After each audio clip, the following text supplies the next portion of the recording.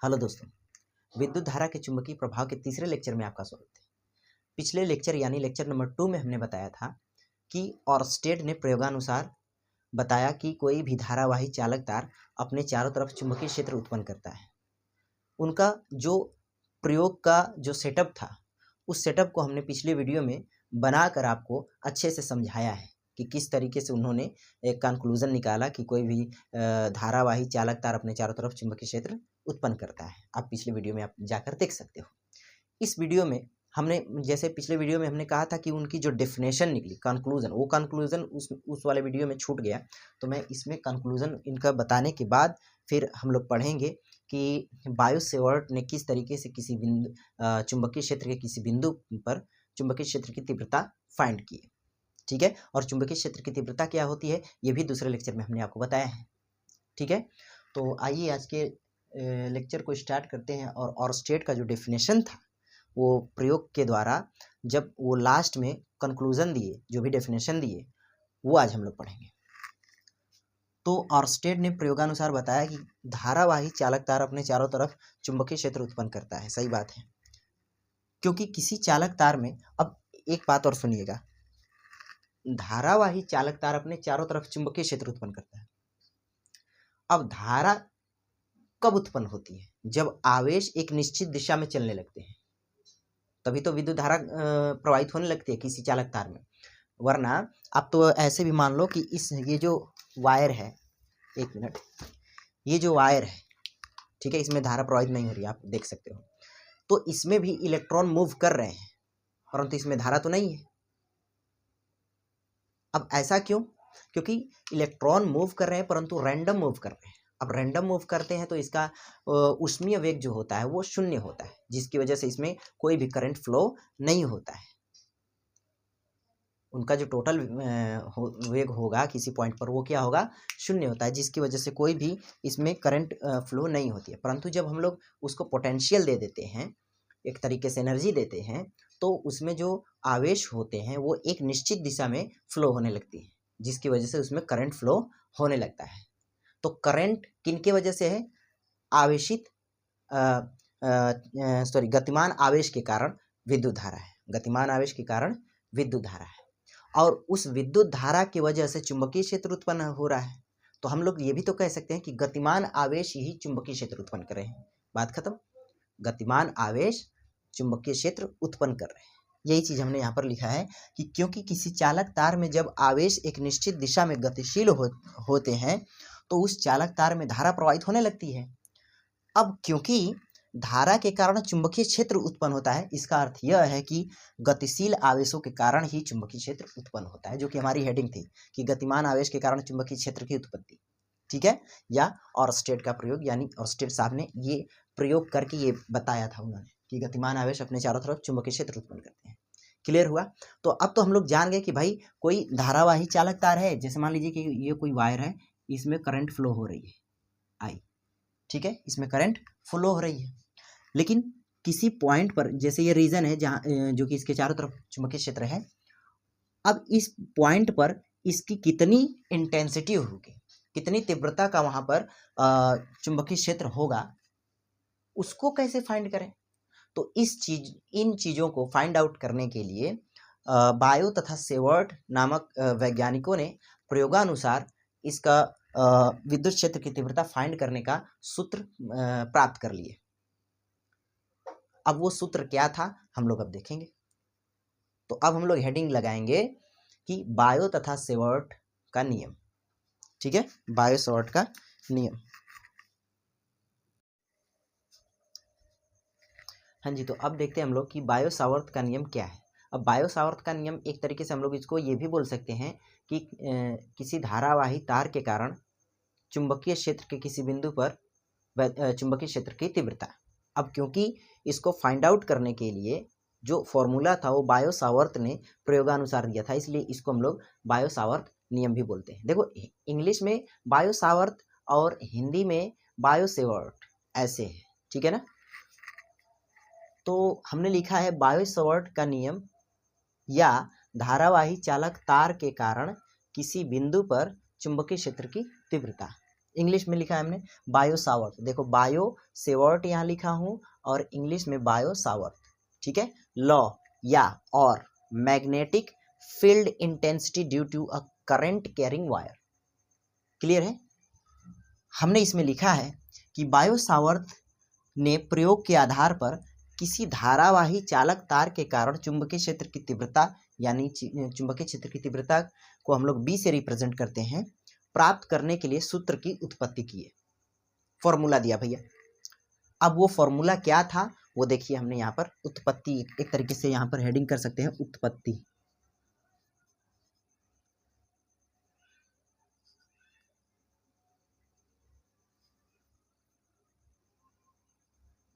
उत्पत्ति या प्रोडक्शन, ठीक है। तो माना कोई धारावाही चालक तार जिसकी लेंथ L है, हमने उसके कॉर्नर को AB नाम दे दिया, ठीक है। यहाँ पर देख सकते हैं हमने कोई धारावाही चालक तार माना है जिसके कॉर्नर को A और B नाम दिया, और ये जो धारावाही चालक तार है इसकी जो लेंथ है वो L है, क्लियर है, जिसमें विद्युत धारा I प्रवाहित हो रही है, जो कि हमने यहाँ पर दिखाया है। तार के धाराखंड DL, इस तार का कोई धाराखंड हमने ले लिया, अर्थात इस तार का कोई छोटा सा भाग ले लिया जिसकी लेंथ DL है, हमने मान लिया के मध्य बिंदु O से R दूरी पर, ये जो धाराखंड है इसका एक मिडिल पॉइंट ले लिया जिसको हमने नाम दे दिया बिंदु O, पॉइंट O, ठीक है, से R दूरी, इससे R दूरी पर कोई बिंदु P है जो कि इस धाराखंड में जो धारा की दिशा है उससे थीटा कोण बना रहा है क्लियर है, थीटा कोण बना रहा है। पर चुंबकीय क्षेत्र की तीव्रता किन किन बातों पर निर्भर करेगी वो बायो सेवर्ट साहब ने कहा था। क्या कहा था? बायो और सावर्ट दो वैज्ञानिक है इसमें, ठीक है ना। तो उन्होंने कहा कि इस धाराखंड वायर के कारण चुंबकीय क्षेत्र की तीव्रता जो बिंदु P पर होगी वो एक तो उसके धाराखंड पर निर्भर करेगा, जितना ज़्यादा इसका ये लेंथ होगा उतना ज़्यादा उस पर चुंबकीय क्षेत्र होगा, और तो और जितनी ज़्यादा इसमें धारा प्रवाहित होगी उतनी ज़्यादा वहाँ पर चुंबकीय क्षेत्र होगा। और क्या कहा उन्होंने, जो कोण है उसकी ज्या का साइन उसके भी ये डायरेक्टली प्रोपोर्शनल होता है, और उसके बाद इनके बीच की दूरी, ये जो धाराखंड वायर है यहाँ से जिस बिंदु पर आप फाइंड कर रहे हो उसके उस दूरी के वर्ग के व्युत्क्रमानुपाती होगा। अब जब हम लोग इसको एक करके लिखते हैं तो dB is equal to dB is directly proportional to I dl sine theta upon R square, ऐसे लिख दिया। अब जब ये हम लोग प्रोपोर्शनल का साइन हटाते हैं तो हम जानते हैं कि कोई कांस्टेंट लगता है, जैसे K। अब K को हमने यहाँ पर क्या दे दिया, म्यू नॉट बाई 4 पाई, जहाँ म्यू नॉट क्या है, जहाँ म्यू नॉट है भाई निर्वात की चुंबकशीलता है, ठीक है। तो ये फॉर्मूला निकल कर आया कि भाई dB is equal to mu naught by 4 pi ideal sine theta by R square, और ये परिमाण है, परिमाण समझ रहे हो ना, मतलब ये मैग्नीट्यूड है। जब इसको वेक्टर फॉर्म में लिखेंगे तो वेक्टर फॉर्म कहाँ लिखें, चलो यहाँ लिख कर दिखा देते हैं, या फिर अभी मिटा कर लिख कर दिखा दें, चलो यहीं दिखा देता हूँ भाई।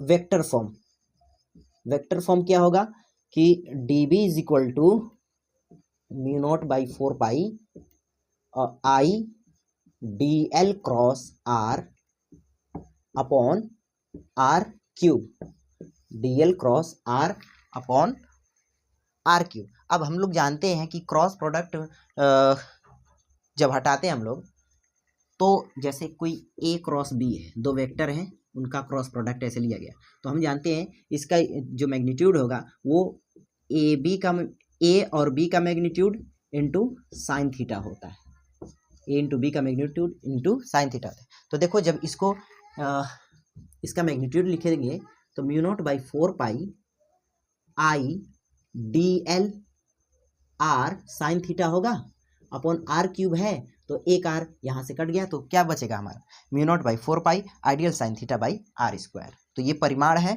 और वेक्टर फॉर्म ये है, क्या है, dB इज इक्वल टू, ऐसे एरो लगा दो, dB is equal to mu naught by 4 pi I dl cross R upon R cube, ये इसका वेक्टर फॉर्म है।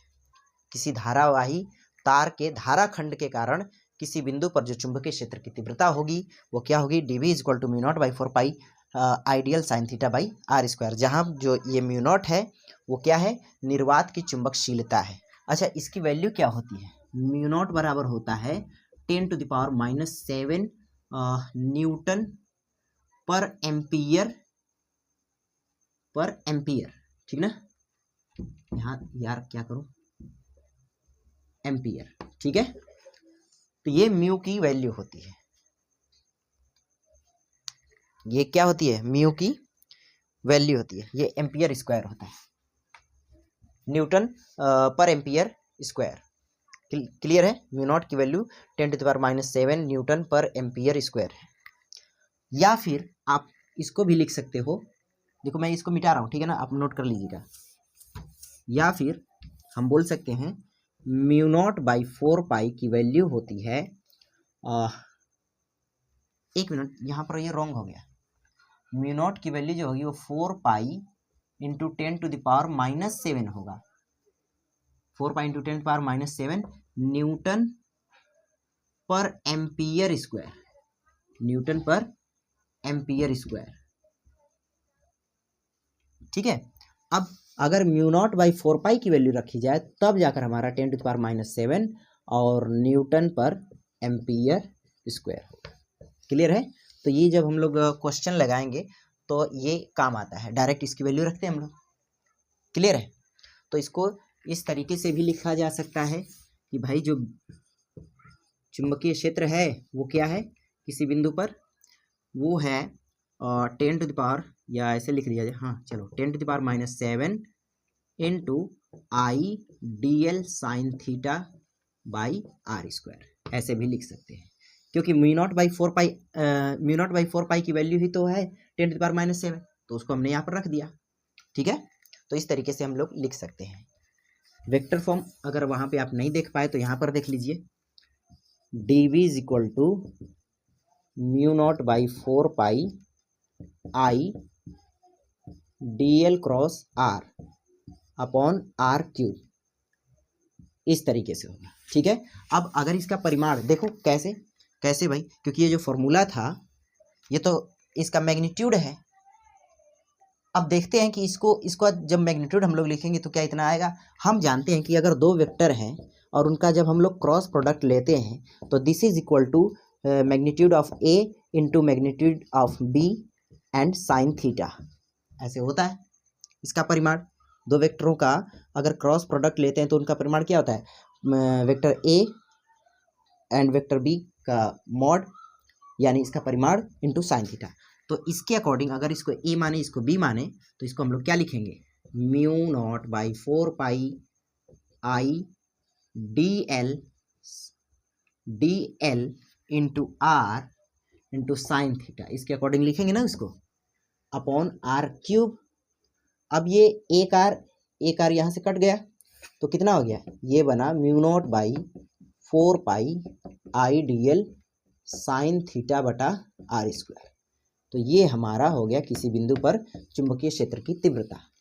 अब एक बात और, ये जो फॉर्मूला दिया गया था वो एक धारावाही चालक तार का एक छोटा सा खंड था, अर्थात ये पूरे वायर के लिए ये फॉर्मूला नहीं था।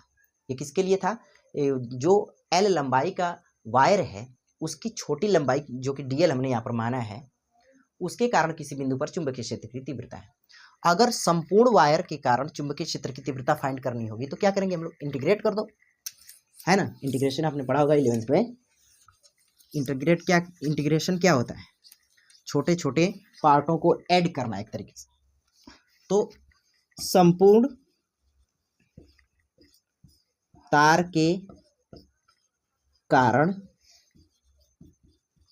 चुंबकीय क्षेत्र की तीव्रता,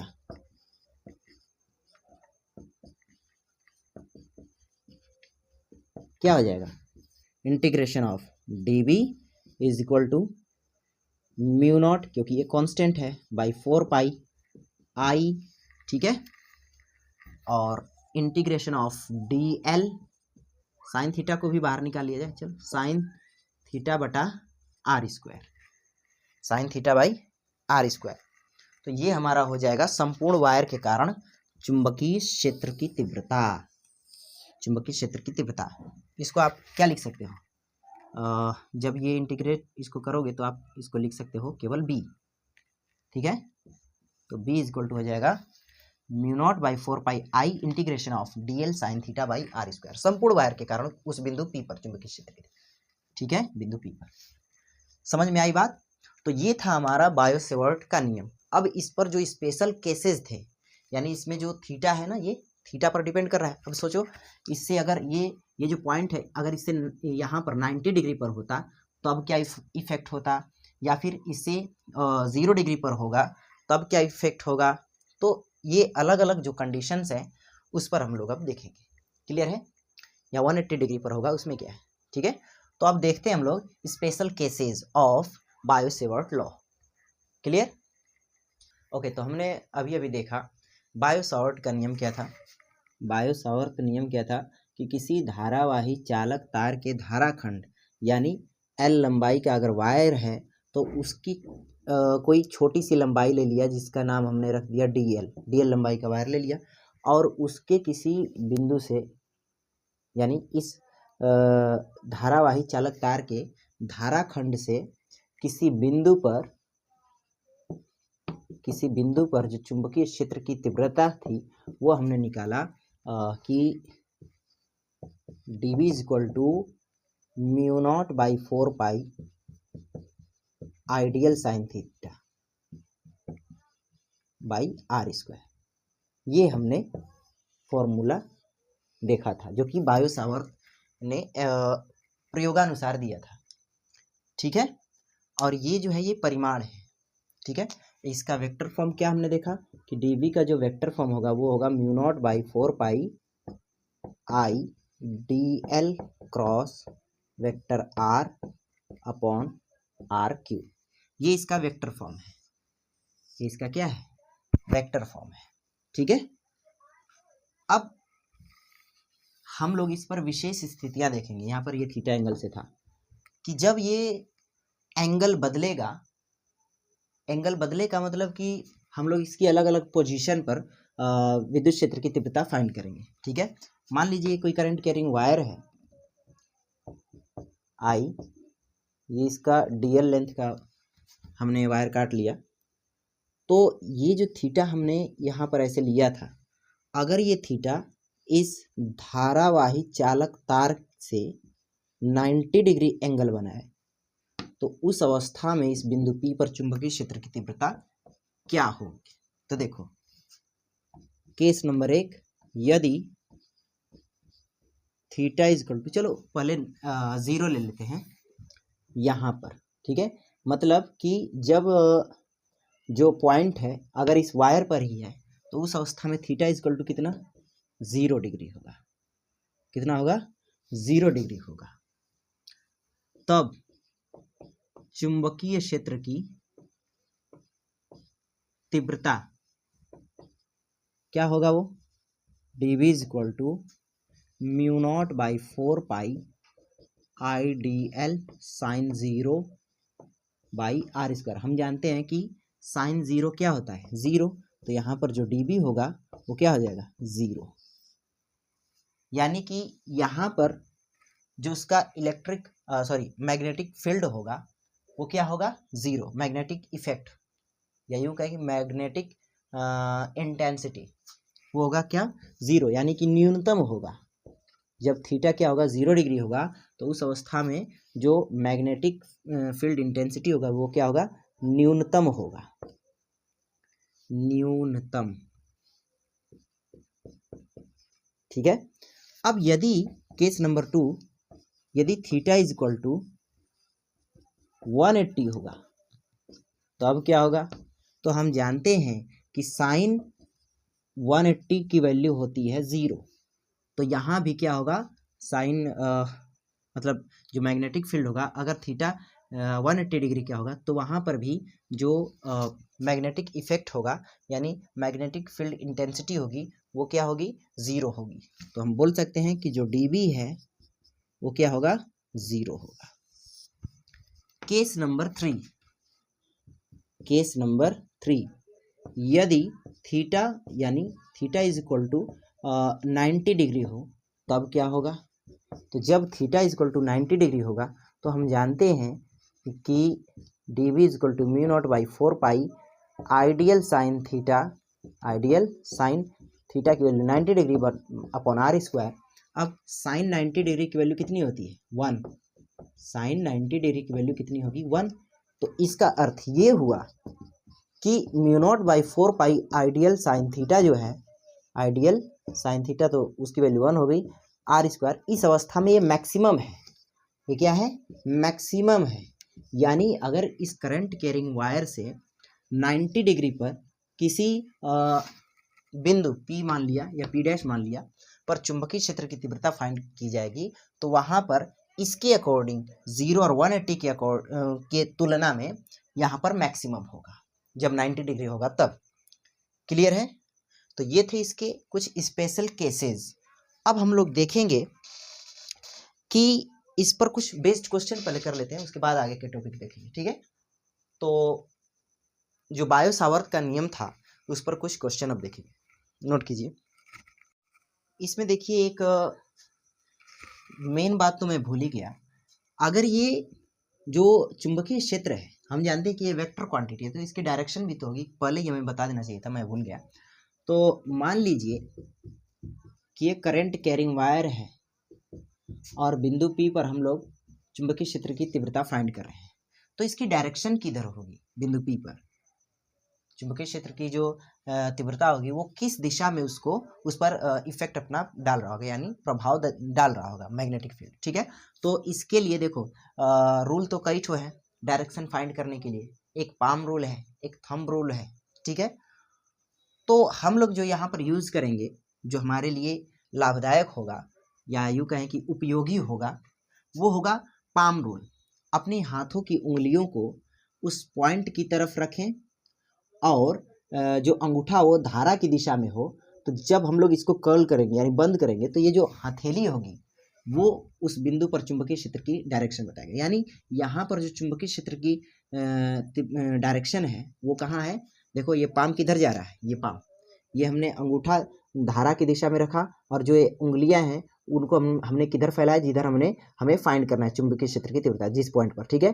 तो अब ये जो पाम जिस डायरेक्शन में जा रहा है उधर ही मैग्नेटिक फील्ड की डायरेक्शन होगी। यानी इस बिंदु पर जो मैग्नेटिक फील्ड की डायरेक्शन है वो किधर है, अंदर की तरफ है, अंदर की तरफ ऐसे है।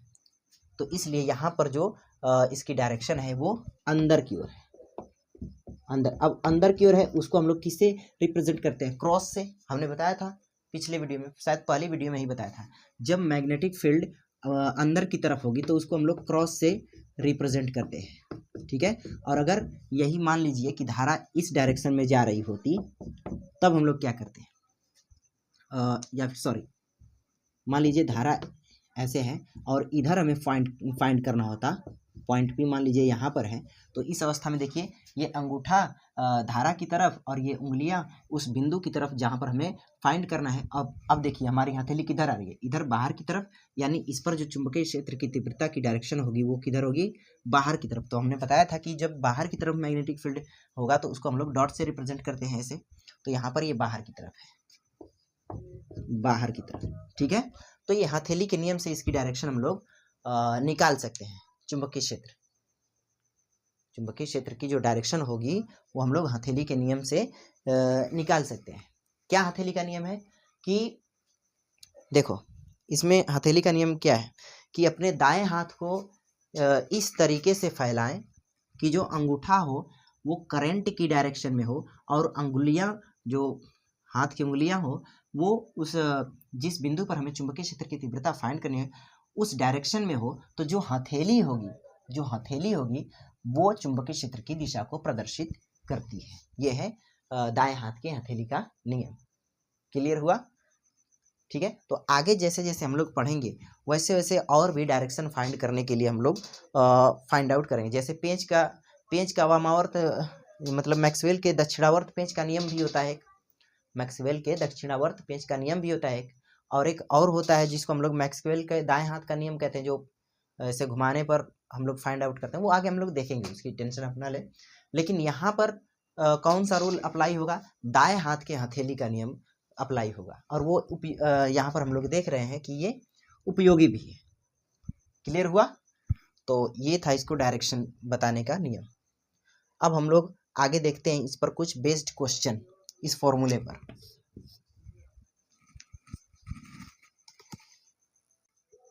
हाँ जी, तो हमने क्वेश्चन लिख दिया है, आइए अब हम लोग इसको करते हैं। अच्छा, हम लोग इनमें 2 फॉर्मूले यूज़ करेंगे। कौन कौन से भाई? वैसे तो वो एक ही फॉर्मूला है, उसका जो वेक्टर फॉर्म होगा वो, और जो उसका मैग्नीट्यूड फॉर्म होगा वो मैं बताने की कोशिश कर रहा हूँ। किसका? जो बायो सावर्ट नियम था। यानी कि अगर वेक्टर फॉर्म देखा जाए तो ये था म्यू नॉट बाई 4 पाई आई और ब्रैकेट में DL क्रॉस R, ठीक है, अपॉन R³ ये था। और दूसरा इसका मैग्नीट्यूड अगर निकाला जाए तो वो था हमारा mu naught by 4 pi I DL sine theta by R², ये था। क्लियर है? अब देखिए इन्हीं दोनों का यूज़ हम लोग करेंगे। क्वेश्चन पढ़िए, एक धाराखंड जिसकी लंबाई 1 सेंटीमीटर है। चलो, एक वायर है जिसका एक खंड हमने लिया है, यानी छोटा सा हिस्सा लिया है, जिसकी लंबाई कितनी है भाई? 1 सेंटीमीटर है, ठीक है, तथा उसमें धारा 16 एम्पियर है। इसमें जो धारा प्रवाहित हो रही है वो 16 एम्पियर है। मूल बिंदु पर x अक्ष के अनुदिश रखा गया है। मूल बिंदु x अक्ष, आगे पढ़िए, जिसके कारण y अक्ष पर मूल बिंदु से, अच्छा ठीक है, ये जो वायर है वो x अक्ष के अनुदिश रखा गया है, ठीक है, x अक्ष के अनुदिश रखा गया है, यानी आई कैप। x अक्ष के तरफ जो डायरेक्शन होती है उसको हम लोग I से रिप्रेजेंट करते हैं, तो आई कैप के डायरेक्शन में है, ठीक है, यानी x अक्ष। अब इसका मूल बिंदु मान लिया कि यहाँ पर है, मूल बिंदु यहाँ पर है, बिंदु O पर। अब इसके मूल बिंदु, यही जो उस वायर का जो धाराखंड था वो ये है, ठीक है, DL वो कितना है भाई? यहाँ पर कितना है इसको गिवन है, देखिए 1 सेंटीमीटर है, तो 1 सेंटीमीटर इसको मीटर में कन्वर्ट करेंगे। अभी पहले जो क्वेश्चन बोला है उसको बना ले। हाँ भाई, फिर से बोलो। एक धाराखंड जिसकी लंबाई 1 सेंटीमीटर है, हमने मान लिया है, तथा उसमें धारा 16 एम्पियर है, यानी इसमें जो धारा बह रही है वो कितनी है? I = 16 एम्पियर, ठीक। आगे बोलिए, मूल बिंदु पर x अक्ष के अनुदिश है, ठीक है, हमने मूल बिंदु पर x अक्ष के अनुदिश इसको मान लिया, रखा गया है। इसके कारण y अक्ष पर, इसके कारण y अक्ष पर, चलिए भाई ये हमने इसको y अक्ष मान लिया, y अक्ष जिसको हम लोग J कैप से रिप्रेजेंट करते हैं वो भी हमने दिखा दिया। मूल बिंदु से 0.8 मीटर की दूरी पर, तो ये हमारा मूल बिंदु है, हमने मान लिया कि यहाँ पर इसका 0.8 है, यहाँ से यहाँ तक इसकी जो डिस्टेंस है वो 0.8 मीटर दिया है, ठीक है। 0.8 मीटर की दूरी पर चुंबकीय क्षेत्र ज्ञात करिए। तो यहाँ पर हमें चुंबकीय क्षेत्र की तीव्रता फाइंड करनी है, ठीक है, तथा उसकी दिशा भी बताइए, ठीक है। तो हमारे पास फॉर्मूला क्या था? अब देखो हमारे पास फॉर्मूला था dB = म्यू नॉट बाई 4 पाई, इस बिंदु P पर हम लोग फाइंड करने जा रहे हैं, mu naught by 4 pi I DL cross R vector form upon R³, ये था। अब ये जो DL है, ये जो DL है, क्योंकि ये x एक्सिस पर है तो हम लोग इसको हम मान लेते हैं dx है, dx मान ले तो कोई दिक्कत नहीं, या आप चाहो तो DL ही रहने दो, चलो चलो मान लिया DL ही है, ठीक है, DL ही है। और ये जो R है, क्या वो y एक्सिस में है? ये जो R है जो हमें गिवन है, R की वैल्यू कितनी गिवन है? 0.8 मीटर गिवन है कि नहीं भाई? अब इसकी डायरेक्शन भी हमें बतानी है, तो देखो ये हमारा DL इस डायरेक्शन में है, x एक्सिस के अनुदिश, तो हमने इसको उंगलियों को ऐसे रखा, ऐसे रखा, चलो ऐसे रखा, ठीक है। अब हम लोग DL है, DL क्रॉस R, यानी DL से R की तरफ हम उंगलियों को मोड़ेंगे, और उसके बाद अंगूठा हमारा बताएगा कि उसकी डायरेक्शन क्या है। तो देखो हमने DL के तरफ उंगलियों को रखा और R की तरफ मोड़ा, तो जो हमारा अंगूठा है वो किधर जा रहा है? बाहर की तरफ, यानी अगर ये x एक्सिस है, ये y एक्सिस है, तो इधर की तरफ कौन सी एक्सिस होगी? Z एक्सिस होगी, इसका अर्थ ये होगा कि जो इसकी डायरेक्शन है वो किसकी तरफ है, जेड एक्सिस, और जेड एक्सिस को हम लोग किससे रिप्रेजेंट करेंगे, के से रिप्रेजेंट करेंगे। किससे रिप्रेजेंट करेंगे, के से रिप्रेजेंट करेंगे। तो हमने लिख दिया के कैप। इतनी बात समझ में आई है। अच्छा,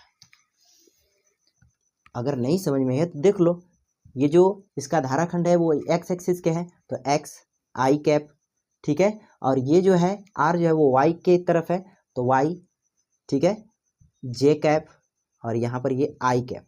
तो आई क्रॉस जे किधर जाएगा, के की तरफ जाएगा, तो आई क्रॉस जे वो उसकी डायरेक्शन हमने लिख दिया के। क्लियर है, आशा करता हूँ आपको समझ में आया होगा। ठीक है, अब थोड़ा सा इसको सॉल्व करिए।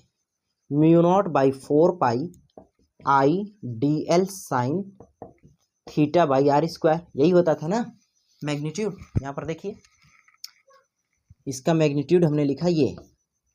अब क्योंकि ये दोनों एक दूसरे से 90 डिग्री का एंगल बना रहे हैं, तो साइन 90 डिग्री की वैल्यू हो जाएगी 1। साइन 90 डिग्री की वैल्यू कितनी हो जाएगी, 1। यानी ये हमारा फॉर्मूला है, यही यहाँ पर हम लोग यूज़ करेंगे, और इसके अकॉर्डिंग हम लोग यहाँ पर चुंबकीय क्षेत्र की तीव्रता फाइंड कर लेंगे। तो D B is equal to हुआ